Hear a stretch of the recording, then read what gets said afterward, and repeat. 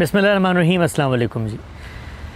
یہ سوال بالخصوص نوجوانوں کی طرف سے پوچھا جاتا ہے کہ وہ کسی فلسفے، کسی نظریے، کسی مکتب فکر سے ایک مناسبت محسوس کرتے ہیں، ان کو وہ متاثر کرتا ہے، چنانچہ وہ اپنے تعلق کا اظہار کرنا چاہتے ہیں۔ وہ چاہتے ہیں کہ اس فکر کی خدمت کی جائے، وہ چاہتے ہیں کہ اس نظریے، اس تحریک، اس موومنٹ کا حصہ بنا جائے، لیکن وہ کیا کریں؟ یعنی زندگی میں اور بہت کچھ چل رہا ہوتا ہے، رسمی تعلیم بھی جاری ہے، لیکن دوسری طرف ان کو مثلاً مذہبی کسی فکر نے متاثر کر دیا ہے، کسی سیاسی تحریک نے متاثر کر دیا ہے، تو وہ کیا نصب العین، وہ کیا لاہ عمل ہو جس کے ذریعے اپنی اس باطنی ارج کی بھی تسکین ہو اور زندگی کی جو اسکیم ہے اس کو بھی سامنے رکھ کر ایک مثبت لاہ عمل تشکیل دیا جا سکے۔ میں بطور نوجوان اپنے تجربات اس حوالے سے شیئر کروں گا اور یہ بتانے کی کوشش کروں گا کہ ہر نوجوان جس کے سامنے ابھی وقت کی مہلت موجود ہے، جس کے سامنے کام کرنے کا ایک بڑا موقع اور امکان موجود ہے، اس کو کیا چیزیں پیش نظر رکھنی چاہیے ہیں میرے تجربات کی روشنی میں۔ کیا وہ بطور نوجوان ایسے راز ہیں جو وقت کے ساتھ ساتھ کھلتے ہیں اور ایک صاحب شعور آدمی ان کو سامنے رکھ کر ان سے کچھ سبق حاصل کر سکتا ہے؟ دیکھیے، زندگی کی سب سے پہلی اور بنیادی جو حقیقت ہے وہ معاش ہے۔ آپ کا معاش، مال، پیسہ، جس کے ذریعے سے آپ نے زندگی گزارنی ہے۔ ہم نوجوان عام طور پہ اس سے بہت غافل ہوتے ہیں۔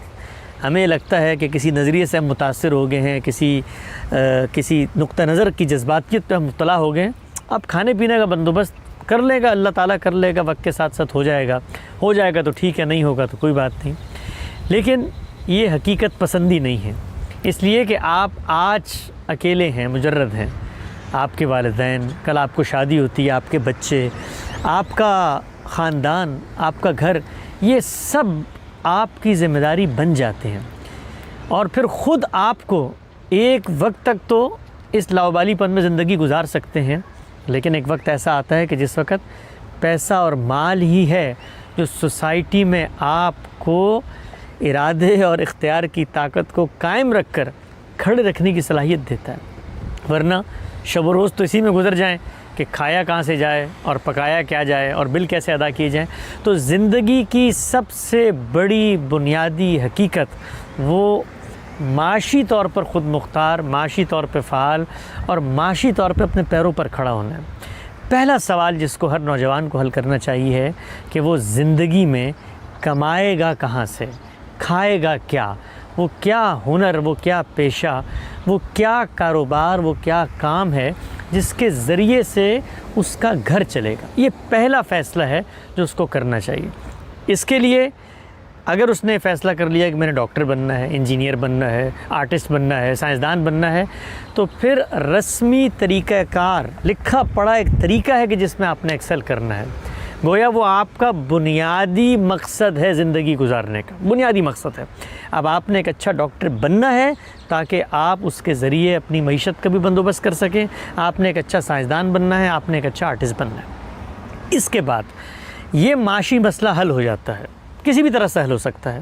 آپ پیشے کے لحاظ سے حل کر سکتے ہیں۔ بعض اور صورتیں، ایک شخص یہ کہتا ہے کہ میرے پاس میرے دادا کی اتنی جائیداد ہے، کرائے آتے ہیں اور پراپرٹیز ہیں اور بزنس چل رہا ہے، تو میرا معاشی مسئلہ حل ہے۔ تو اب وہ دوسرا مرحلہ آتا ہے کہ جس پر آپ نے غور و فکر کرنا ہے، پہلے مرحلے کو، پہلے فلٹر سے اپنی زندگی کو گزار کے۔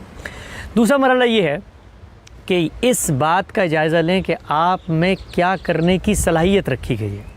یہ بات بظاہر بہت بوجھل محسوس ہوتی ہے، لیکن زندگی کی دوسری بڑی حقیقت یہ ہے کہ اپنی صلاحیت کو جانا جائے۔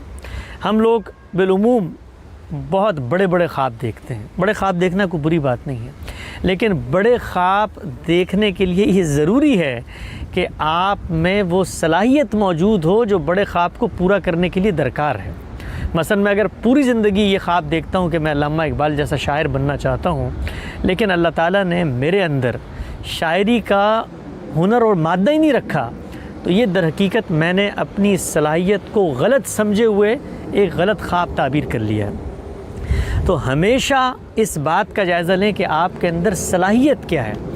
آپ یہ دیکھیے کہ ہر فیلڈ کے اندر، مطلب ادب ہی کی فیلڈ کو لے لیں، اس میں صلاحیت میں اتنا تنوع ہے۔ صلاحیت اللہ کی طرف سے بھی دی جاتی ہے، اور اس کے بعد انسان اس کو اپنی شخصیت اور اپنی طبیعت کے لحاظ سے دیکھتا ہے کہ کیا اس کو پالش کرنے کی بھی اس میں ہمت ہے۔ مجھ سے اکثر نوجوان یہ پوچھتے ہیں ہم دین کا عالم بننا چاہتے ہیں، کوئی 2-4 علماء کی گفتگو سن کے متاثر ہو جاتے ہیں، تو میں ان سے پہلا سوال یہ کرتا ہوں کہ کیا آپ کے اندر یہ صلاحیت ہے، کہ آپ کو یہ طاقت میسر ہے کہ آپ 2 گھنٹے 3 گھنٹے 4 گھنٹے ایک کتاب کا مطالعہ کر سکیں؟ کہ آپ ایسا کرتے ہوئے بور تو نہیں ہوتے؟ تو وہ آگے سے کہتے ہیں کہ نہیں، ہم تو 2 صفحے پڑھ کے بور ہو جاتے ہیں، ہمیں تو بس ویڈیوز دیکھنا اچھی لگتی ہیں۔ تو میں ان کو بتاتا ہوں کہ یہ جو آپ کی صلاحیت ہے، یہ دین کا ایک سکہ بند عالم بنانے کے لیے موافق نہیں ہے۔ اس میں کوئی شرم کی بات نہیں ہے، اس میں کوئی ہچکچاہٹ کی بات نہیں ہے۔ اللہ تعالیٰ نے اگر سارے انسانوں کو ایک ہی طرح بنانا ہوتا تو سب کو یکساں صلاحیتیں دے کے پیدا کرتے۔ یہ دنیا کی جو رنگا رنگی، اس کے اندر جو تنوع، یہ جو بوکلمونی ہے، یہ پیدا ہی ایسے ہوتی ہے کہ ہر ایک کی منفرد صلاحیت ہے۔ تو دوسرا کام زندگی میں جو کرنے کا ہے وہ یہ کہ صلاحیت کو جانیں۔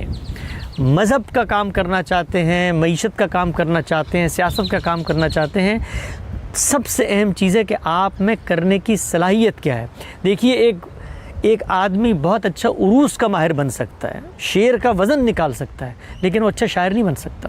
وہ بڑے شعراء پہ تنقید کر سکتا ہے، لیکن اچھا شعر نہیں کہہ سکتا۔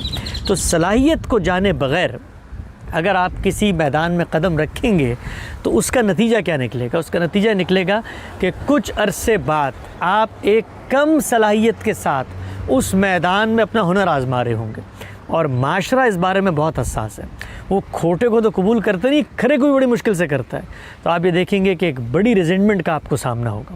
آپ مثلا مذہب کے ایک مجتہد بن کے کھڑے ہو گئے معاشرے میں، لیکن آپ نے نہ زبان سیکھی، نہ آپ کو ماضی کی تاریخ کا علم ہے، نہ اپنی تراث اور اپنی جو تاریخ ہے، اپنی جو تہذیب، اپنی معاشرت، اس کے ساتھ کوئی لگاؤ ہے، نہ محنت کا جذبہ ہے، اور ادھر ادھر سے 2-4 چیزیں سن کے آپ اس کو بیان کر رہے ہیں، تو یہ اصل میں آپ نے غلط صلاحیت کا استعمال کر کے غلط میدان کا انتخاب کر لیا ہے۔ اب آپ کی ناکامی مقدر ہے۔ لیکن اگر مجھ میں یہ صلاحیت ہے کہ میں کسی کی بات کو پڑھ کے پہنچا سکتا ہوں، میرے پاس آواز اچھی ہے، تو اب میں بڑی سے بڑی فکر کے لیے ایک وائس اوور آرٹسٹ بن سکتا ہوں۔ میری یہی صلاحیت ہے کہ جو دنیا میں مجھے میری فیلڈ کے اندر ایکسل کروا دے گی۔ تو دوسری چیز یہ ہے کہ صلاحیت کو جانیں۔ صلاحیت کو جانے بغیر اگر آپ کسی بھی فیلڈ میں مہارت پیدا کرنا چاہیں گے تو آپ کو ناکامی ہوگی۔ یہ دوسری اہم چیز ہے۔ معاش پہلی، صلاحیت دوسری۔ تیسری چیز، صلاحیت آپ نے جان لی، آپ کے اندر لکھنے کی صلاحیت، بولنے کی صلاحیت، عالم بننے کی صلاحیت، پینٹر بننے کی صلاحیت۔ اس کے بعد آپ نے ایک روڈ میپ بنانا ہے کہ اس صلاحیت کو پالش کیسے کیا جائے، اس صلاحیت کو بروئے کار کیسے لایا جائے۔ وہ روڈ میپ جب تک نہیں بنے گا تو مجرد ایبسٹریکٹ صلاحیت آپ کو دنیا کے اندر کبھی بھی ایکسل کرنے میں مدد نہیں کر سکتی۔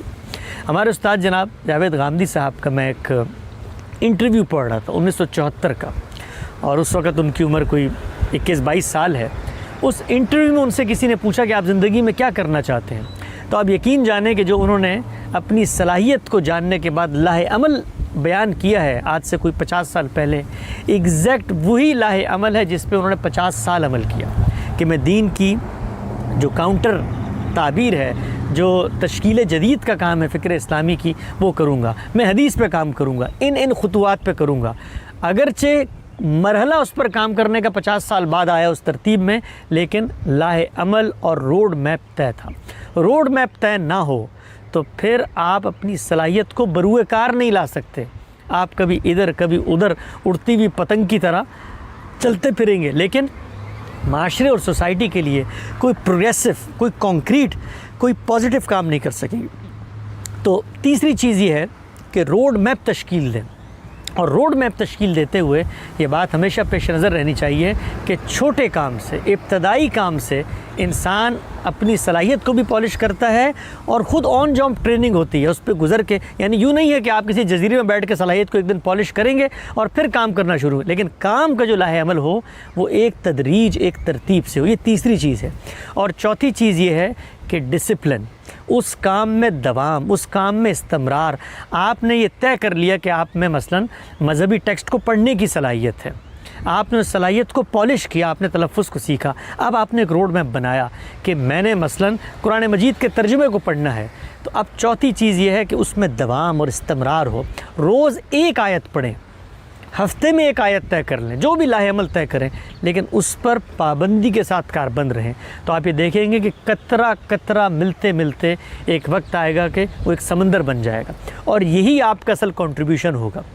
اور یہ بھی یاد رکھیں، جس طرح دنیا ایک عالم کو یاد رکھے گی جو اپنی فیلڈ کا ماہر ہے، اسی طریقے سے اس کی فکر کو پہنچانے میں جس نے کوئی صلاحیت بروکار لائی ہے اس کو بھی اسی درجے میں یاد رکھا جائے گا۔ تو آپ کا جو کنٹریبیوشن ہے سوسائٹی کے لیے وہ آپ کے حصے کا ہی ہے۔